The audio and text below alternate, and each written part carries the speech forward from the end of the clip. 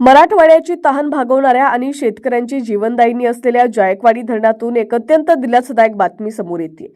धरणाच्या पाणीसाठ्यात अत्यंत वेगानं वाढ होत असून धरणाची पाणी पातळी आता निम्म्याच्या पुढे गेली आहे। आज 27 जुलै सकाळी 6 वाजेपर्यंतच्या जलसंपदा विभागाच्या अधिकृत आकडेवारीनुसार धरणात पाण्याची मोठी आवक होत आहे।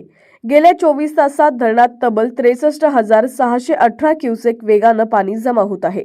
चला तर नजर टाकूया धरणाच्या आजच्या ताज्या सद्यस्थितीवर। पण त्याआधी तुम्ही जर HPN मराठी न्यूज चॅनल पहिल्यांदाच पाहत असाल आणि अजूनही चॅनलला सबस्क्राइब केलेलं नसेल, फॉलो केलं नसेल तर नक्की करा, जेणेकरून HPN मराठी न्यूज चॅनलचे अपडेट्स लवकरात लवकर तुमच्यापर्यंत पोहोचण्यास मदत होईल।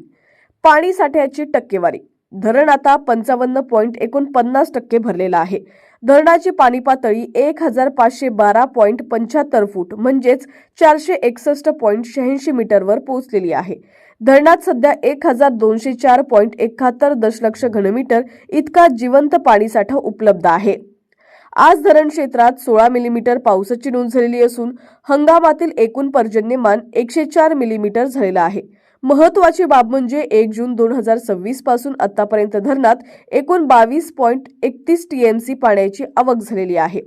सध्या तरी उजवा कालवा, डावा कालवा, जलविद्युत केंद्र आणि सांडव्यावरून पाण्याचा कोणताही विसर्ग सुरू करण्यात आलेला नाही।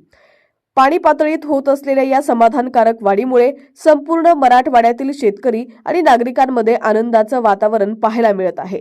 जायकवाडी धरणाच्या अपडेटसाठी पाहत रहा HPN मराठी न्यूज।